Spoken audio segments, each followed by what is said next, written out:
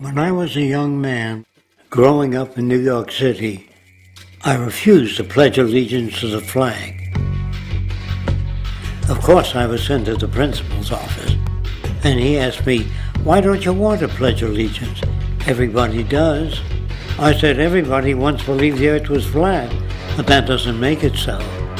I explained that America owed everything it has to other cultures and other nations, and that I would rather pledge allegiance to the earth and everyone on it. Needless to say, it wasn't long before I left school entirely, and I set up a lab in my bedroom.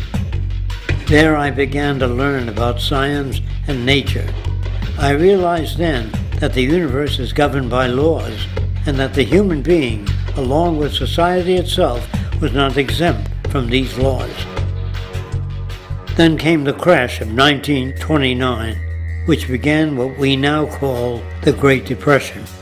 I found it difficult to understand why millions were out of work, homeless, starving, while all the factories were sitting there. The resources were unchanged. It was then that I realized that the rules of the economic game were inherently invalid.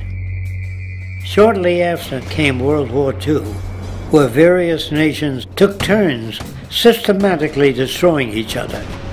I later calculated that all the destruction and wasted resources spent on that war could have easily provided for every human need on the planet.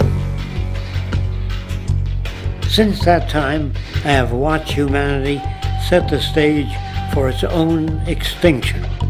I have watched as the precious finite resources are perpetually wasted and destroyed in the name of profit and free markets.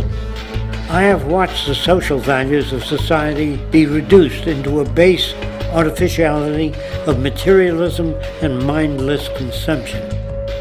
And I have watched as the monetary powers control the political structure of supposedly free societies.